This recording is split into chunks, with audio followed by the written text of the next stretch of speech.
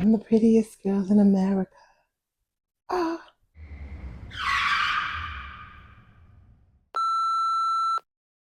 If you are a musician looking to master major and minor chords, this video is for you. Stay tuned. Hi, my name is Danny. I'm a music producer and I live in Illinois. Today I'm going to explain what an interval is, what's a chord, how many types of chords that there are, and why chords are important. And then I'm going to share the formula for major and minor chords. To start, an interval is the distance between one note to another. So you have unison or first all the way up to eight or octave. But for chords or major and minor chords, which is what we're going to talk about in this video, you only need to be concerned with what's called the root, the third, and the fifth. The root is the first note that you're starting from. So if I start from A, that is always going to be the root. If I start from B, then that'll be the root. And the third is going to be the third interval up from A, and the fifth is going to be the fifth interval up from A or C or whatever starting point that you pick when it comes to the root. And it's because of what an interval is and the root, the third, and the fifth that we put those together, and that's what you have as a chord. So a chord is three different, intervals being sounded simultaneously. So that's going to be the big difference between a melodic interval and an harmonic interval. A melodic interval, it's going to sound one and then the next one. But a harmonic is going to sound simultaneously. And in this case, in a major or a minor chord, it's going to be the root, the third, or the fifth. When it comes to how many types of chords there are, um, I'm just going to say that there are many types. When it comes to mine, I want to say there's probably like, depends on the context in which the notation was written. And so there may be a different type, or there may be some other things that you may need to be aware of. But again, in this video, I'll just be explaining the formula for major and minor. So chords are fundamentally important for music because they are the fundamental blocks for, or some of the fundamental blocks for a song. So you're going to have form, you're going to have rhythm, and then you're going to have a melody, and then you're going to have a harmony. And it's going to be pretty much like the brick wall in the background for what's going on with a song. So it is very imperative to gain mastery of chords, and especially if you're looking to establish a mood or anything like that, which is, the biggest thing that you want to do when you're creating music. Okay, so as promised, I am going to go ahead and show you guys the formula for major and minor chords. First, I'm going to go ahead and start with the major chord. Um, Most videos pick C as the starting note. To be a little bit different, I'm going to go ahead and pick D, so that way I can prove to you that this formula works. So you want to go up from D, you want to go up 4 half steps, and that's 1, 2, 3, 4.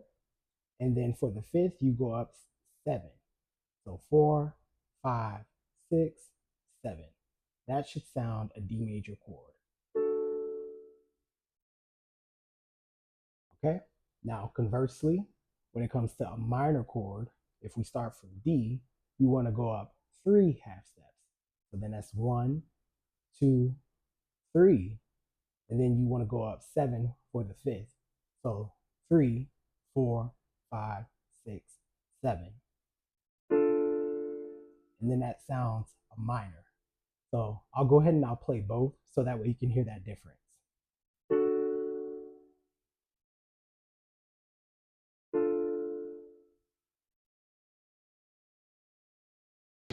I'll do it one more time. So if we go through with a major chord and we start on B, we're gonna go 1, 2, 3, 4, 5, 6, 7. And then conversely, we're gonna go 1, 2, 3, and then 4, 5, 6, 7 for a minor chord. And then that's gonna sound like this. And so again, let me go ahead and sound major for you, and then I'll sound a minor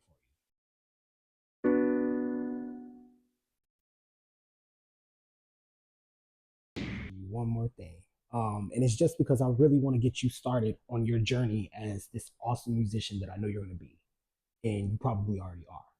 So I've already showed you the formula for major and minor chords, but I also want to talk on something that's a little bit advanced, and it's called secondary dominance.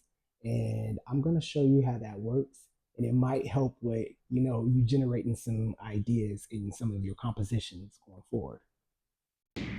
All right, so we're back here on the keyboard, and as promised, I'm going to show you something that's a little bit more advanced called secondary dominance.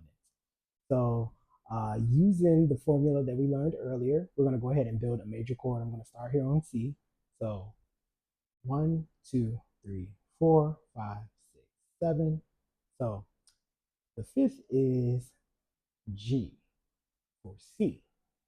So when you're writing and you're coming up with different compositions, you can use a G chord to set you up to slide into a C chord, even if the G is outside of the key.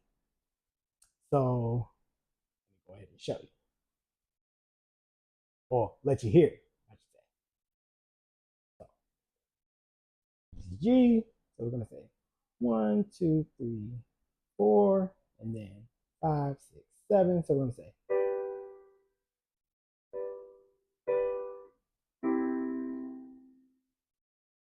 kind of hear that tension there. It kind of pulls you in. All right, that does it, guys. And as a quick recap, we did go over what an interval is, what a chord is.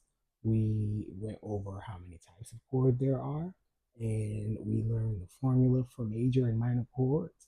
And we practiced a little bit secondary dominance. I don't know. I think you guys seem like some really cool musicians. I think you guys might be sounding awesome already, and I'm ready to hear.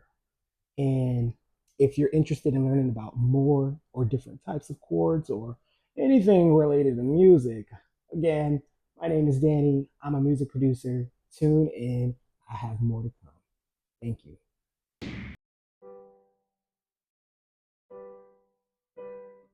Oh, you did it! Yeah! Yeah! You made it through! Yeah!